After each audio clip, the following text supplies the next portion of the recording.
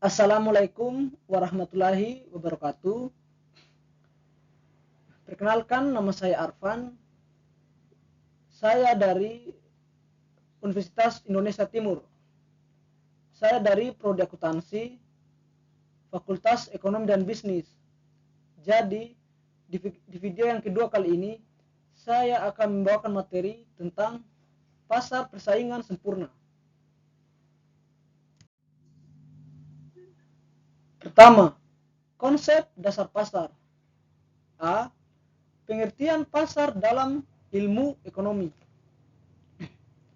Dalam ilmu ekonomi, pasar tidak selalu merujuk pada tempat fisik seperti pasar tradisional, tetapi lebih kepada mekanisme interaksi antara penjual dan pembeli untuk memperjualbelikan barang dan jasa. Interaksi ini melibatkan proses terbentuknya harga dan jumlah barang yang diperjualbelikan.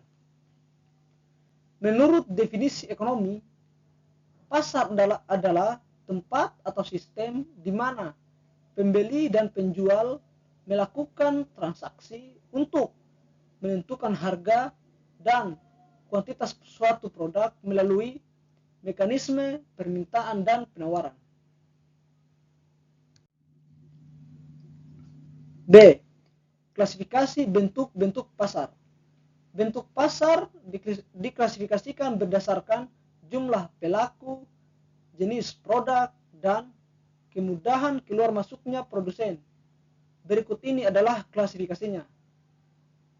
Pasar persaingan sempurna meliputi jumlah penjual banyak, jenis produk homogen, contoh beras dan jagung. Pasar monopoli meliputi jumlah penjual satu, jenis produk unik atau tidak ada substitusi, contoh PLN yang dulu dan KAI. Pasar oligopoli meliputi jumlah penjual beberapa besar, jenis produk homogen atau terdiferensiasi, contoh industri mobil dan semen. Pasar persaingan monopolistik meliputi jumlah penjual banyak, jenis produk mirip tapi terdiferensiasi, contoh makanan cepat saji dan sabun.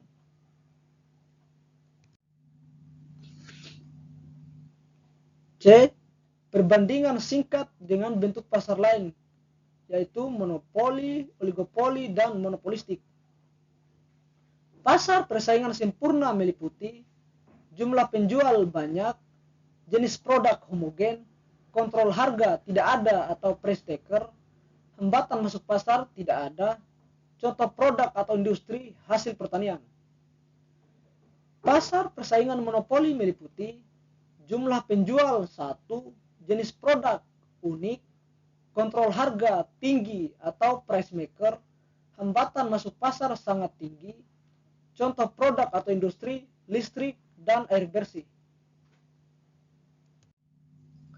Pasar persaingan oligopoli meliputi jumlah penjual beberapa, jenis produk homogen atau berbeda sedikit, kontrol harga cukup besar, hambatan masuk pasar tinggi, contoh produk atau industri otomotif dan telekomunikasi. Pasar persaingan monopolistik meliputi jumlah penjual banyak, jenis produk mirip tapi berbeda, kontrol harga terbatas, hambatan masuk pasar relatif rendah. Contoh produk atau industri yaitu kafe dan sabun mandi.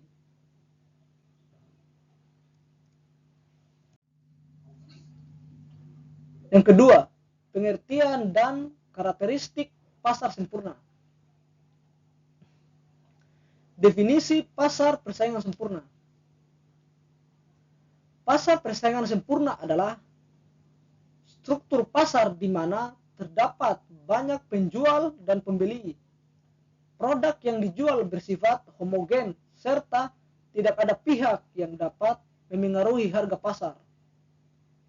Dalam pasar ini, harga ditentukan sepenuhnya oleh mekanisme permintaan dan penawaran. Ciri-ciri atau karakteristik utama. A. Banyak penjual dan pembeli. Itu tidak ada satupun pelaku pasar yang dapat mengendalikan harga dan kompetisinya sangat ketat. B. Produk homogen. Barang atau jasa yang ditawarkan bersifat serupa atau tidak ada perbedaan kualitas atau merek. C. Informasi sempurna. Seluruh pelaku pasar memiliki informasi lengkap tentang harga, kualitas, dan kondisi pasar. D. Tidak ada hambatan keluar masuk pasar. Yaitu perusahaan baru dapat masuk dan keluar pasar dengan mudah. Tidak adanya regulasi atau biaya besar yang menghalangi. E. Harga sebagai penentu atau price taker. Penjual dan pembeli tidak bisa menentukan harga sendiri. Mereka menerima harga yang terbentuk di pasar atau yang disebut dengan price taker.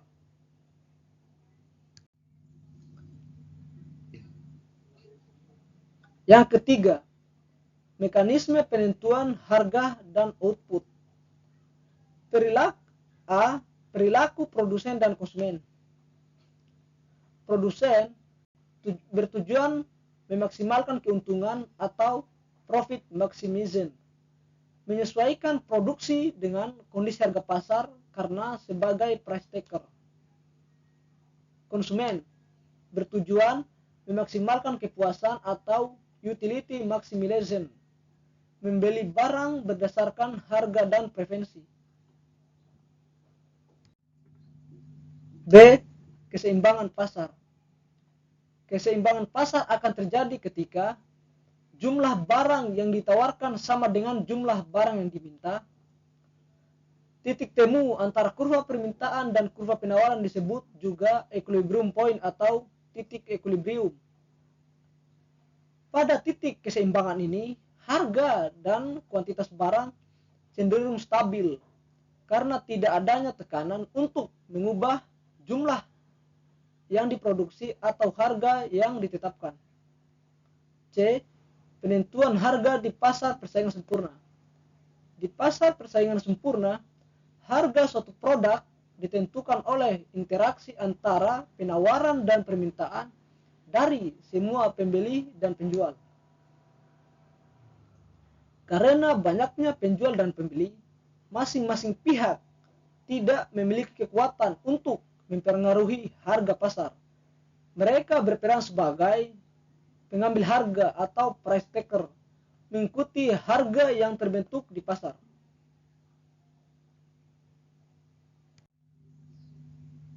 D. Kurva permintaan dan penawaran dalam pasar persaingan sempurna. Ya, yang pertama kurva permintaan. Jadi kurva permintaan seperti yang bisa kita lihat di layar ini adalah kurva permintaan di pasar persaingan sempurna. Kurva permintaan pada pasar persaingan sempurna berbentuk garis horizontal yang sejajar dengan sumbu harga atau yang dilambangkan dengan P. Ini berarti bahwa perusahaan dalam pasar persaingan sempurna adalah penerima harga dan harus menerima harga yang berlaku di pasar.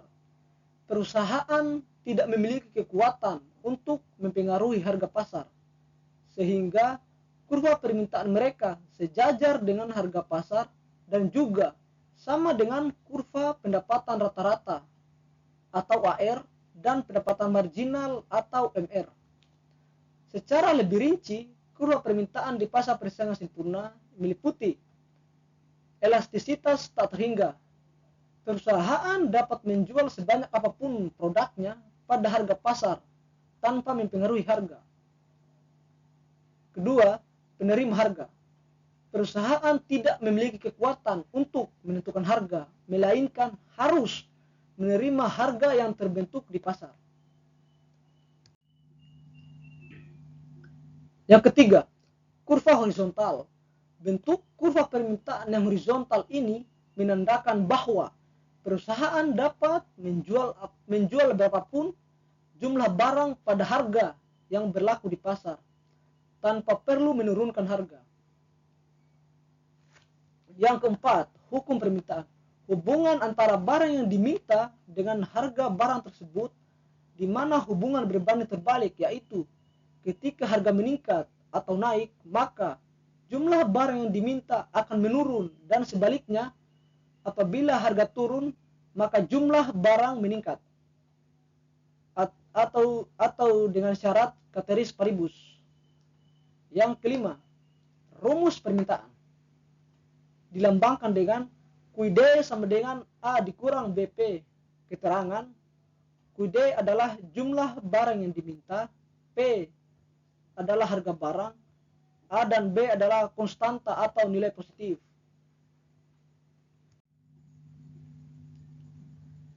Yang kedua itu adalah kurva penawaran. Jadi bisa kita lihat di layar, ini adalah kurva penawaran keseluruhan di pasar persaingan sempurna. Kurva penawaran dalam pasar persaingan sempurna adalah kurva biaya marginal atau MC perusahaan di atas titik minimum biaya variabel rata-rata atau AVC. Ini berarti bahwa perusahaan hanya akan memasok barang pada harga yang setidaknya menutupi biaya variabel per unit produksinya. Kurva penawaran pasar adalah penjumlahan horizontal dari kurva penawaran semua perusahaan di pasar tersebut. Atau penjelasan lebih detailnya yaitu yang pertama, kurva MC perusahaan. Dalam pasar persaingan sempurna, perusahaan adalah price taker, yang artinya mereka harus menerima harga yang ditetapkan oleh pasar. Oleh karena itu, kurva penawaran untuk perusahaan individu adalah bagian dari kurva biaya marginal atau MC yang berada di atas kurva biaya variabel rata-rata atau AVC. Yang kedua, titik penghentian. Perusahaan hanya akan beroperasi jika harga pasar setidaknya sama dengan biaya variabel rata-rata terendah mereka atau AVC. Jika harga di bawah titik ini, perusahaan akan lebih baik menghentikan produksi untuk meminimalkan kerugian.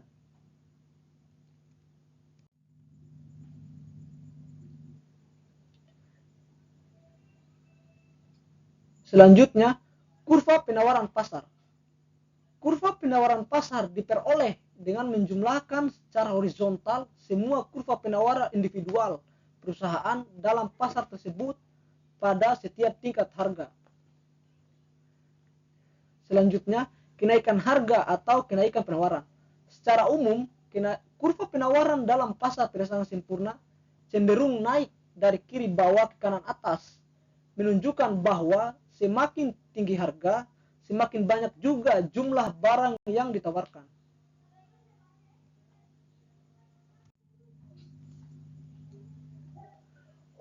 Selanjutnya, hukum penawaran. Hukum penawaran menunjukkan hubungan langsung antara harga dan jumlah yang ditawarkan. Ketika harga naik, jumlah penawaran meningkat dan sebaliknya. Selanjutnya, rumus penawaran. QS sama dengan A tambah BPS. Keterangan, QS adalah jumlah barang yang ditawarkan, PS adalah harga barang yang ditawarkan, A dan B adalah konstanta atau nilai positifnya. Yang keempat, keuntungan dan kerugian pasar persaingan sempurna. A. Kelebihan atau efisiensi alokatif dan produktif. 1. Efisiensi alokatif. Sumber daya dialokasikan secara optimal sesuai kebutuhannya konsumen.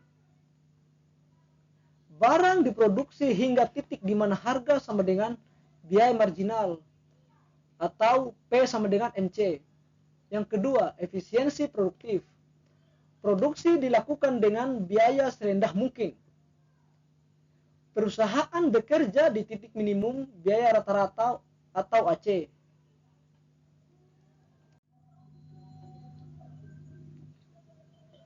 Yang ketiga, transparansi pasar. Informasi harga dan kualitas barang tersedia secara merata. Yang keempat, tidak ada kekuatan pasar. Harga bersifat netral, tidak ada pihak yang bisa mengendalikan pasar. B. Kelemahan atau ketidaksesuaian dengan kenyataan di dunia nyata. Yang pertama, tidak realistis di dunia nyata.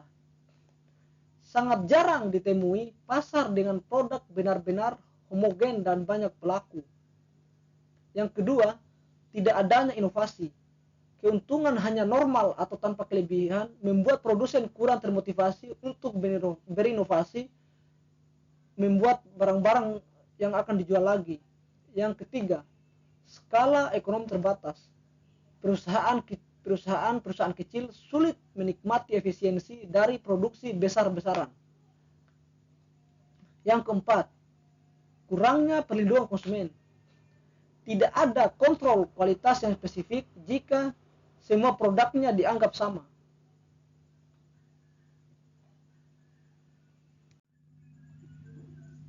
C.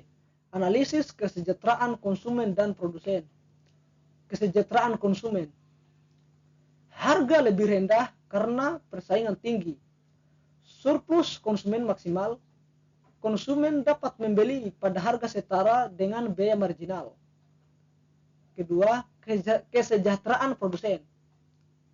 Hanya memperoleh keuntungan normal dalam jangka panjang. Tidak adanya produsen dominan sehingga sulit meningkatkan keuntungan secara signifikan.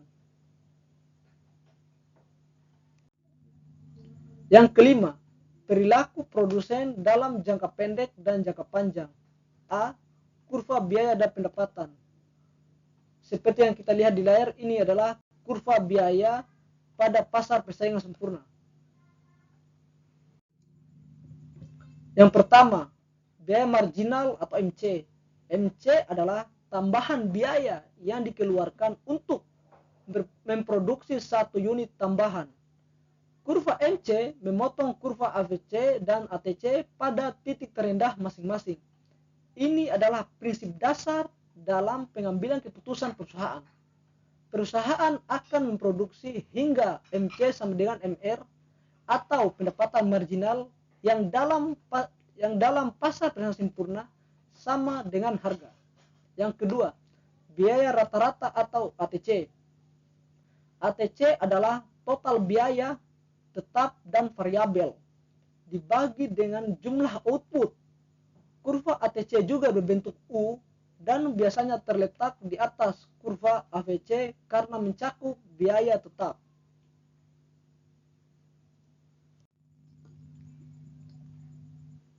Yang ketiga, biaya variabel rata-rata atau AVC. AVC adalah biaya variabel total dibagi dengan jumlah output.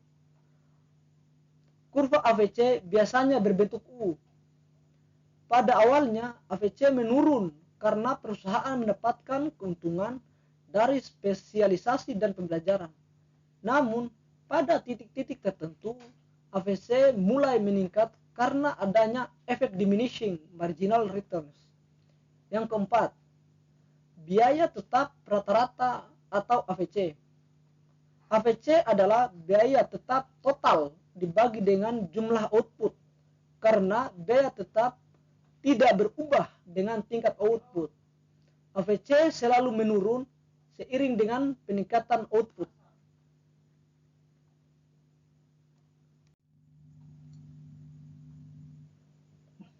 Di layar bisa kita lihat ini adalah kurva pendapatan pada pasar persaingan sempurna. Dan kurva pendapatan meliputi yang pertama, penerimaan rata-rata atau AR adalah penerimaan per unit yang diterima perusahaan.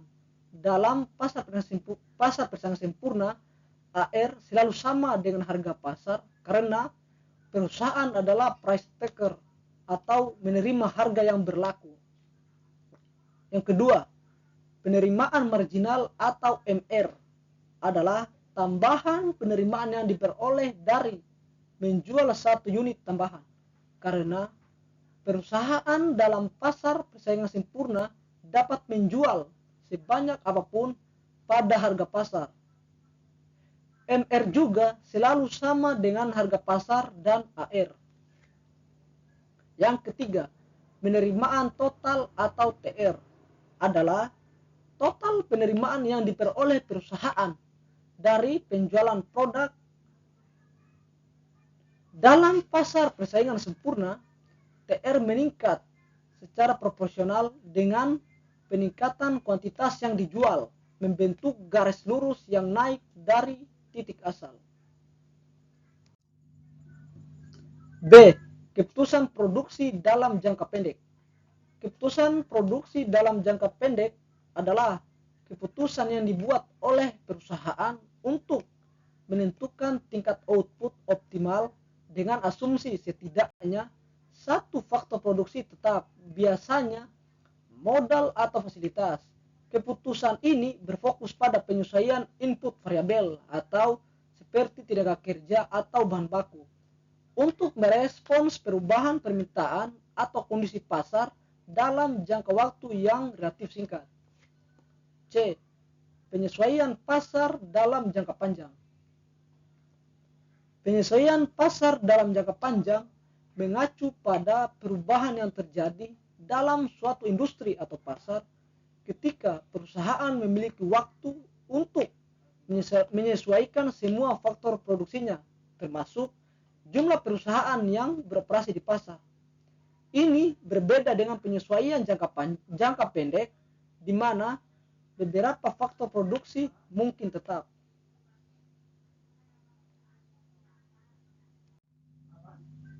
Yang ketujuh, relevansi dan aplikasi pasar persaingan sempurna. A. Contoh nyata atau dekat dengan teori, misalnya pasar hasil pertanian. Pasar hasil pertanian seperti beras, gandum, dan jagung. Banyak petani menjual produk yang nyaris homogen. Tidak bisanya menetapkan harga sendiri atau harga ditentukan oleh pasar. Yang kedua, pasar valuta asing atau forex. Banyaknya pelaku dan informasi tersedia luas. Yang harga bergantung pada permintaan atau penawaran global. Yang ketiga, pasar komoditas, logam mulia dan minyak mentah. Transaksi dalam jumlah besar, harga ditentukan oleh pasar internasional. B. Keterbatasan dalam praktek. Pasar persaingan sempurna sulit ditemukan secara nyata karena produk jarang benar-benar homogen atau perbedaan merek dan kualitasnya. Informasi tidak selalu sempurna. Terdapat hambatan masuk atau keluar pasar, izin, dan modal. Kekuatan pasar, yaitu monopol dan kartel, seringkali terjadi. C. Implikasi kebijakan ekonomi. Yang pertama dari dampak positifnya, yaitu pertumbuhan ekonomi. Kebijakan ekonomi yang tepat dapat mendorong pertumbuhan ekonomi melalui berbagai cara seperti peningkatan investasi, perdagangan internasional, dan penciptaan lapangan kerja. Yang kedua, stabilitas ekonomi. Kebijakan moneter dan fiskal yang bijaksana dapat membantu menjaga stabilitas harga, mengendalikan inflasi, dan menciptakan iklim ekonomi yang kondusif. Yang ketiga, pengurangan pengangguran. Kebijakan yang berfokus pada penciptaan lapangan kerja seperti pelatihan tenaga kerja dan investasi dalam infrastruktur dapat menurunkan angka pengangguran. Yang keempat, peningkatan kesejahteraan masyarakat. Kebijakan yang mendukung pemerataan pendapatan, akses pendidikan dan kesehatan, serta perlindungan sosial dapat meningkatkan kesejahteraan masyarakat secara keseluruhan. Yang bagian dua adalah dampak negatifnya. Yang pertama, ketidakstabilan harga. Kebijakan moneter yang tidak seimbang dapat memicu inflasi yang tinggi, menurunkan daya beli masyarakat, dan mengganggu stabilitas ekonomi. Yang kedua, kesenjangan sosial. Kebijakan yang tidak inklusif dapat memperlebar kesenjangan antara kelompok kaya dan miskin, serta meningkatkan ketidaksetaraan sosial. Yang ketiga, pengangguran. Restrukturisasi ekonomi yang cepat tanpa adanya pelatihan ulang bagi tenaga kerja dapat meningkatkan angka pengangguran. Yang keempat, kerusakan lingkungan. Kebijakan yang mendorong pertumbuhan tanpa memperhatikan aspek keberlanjutan lingkungan dapat menimbulkan kerusakan ekologis yang parah. Yang kelima, penurunan investasi. Kebijakan yang tidak stabil dan tidak jelas dapat menciptakan iklim investasi yang tidak kondusif, serta dapat menghambat investasi jangka panjang. Contoh-contoh dampaknya ialah yang pertama, kebijakan perdagangan yang mendorong ekspor dapat meningkatkan pertumbuhan ekonomi dan menciptakan lapangan kerja yang baru. Yang kedua, kebijakan fiskal yang tepat seperti investasi dalam infrastruktur dapat mendorong pertumbuhan ekonomi lokal dan meningkatkan daya beli masyarakat. Yang ketiga, kebijakan moneter yang stabil dapat menjaga inflasi pada tingkat yang terkendali, meningkatkan kepercayaan investor dan mendorong pertumbuhan kredit. Sekian presentasi dari saya. Mohon maaf apabila ada kata-kata yang kurang berkenan. Saya akhiri. Wabillahi taufiq wal hidayah. Wassalamualaikum warahmatullahi wabarakatuh.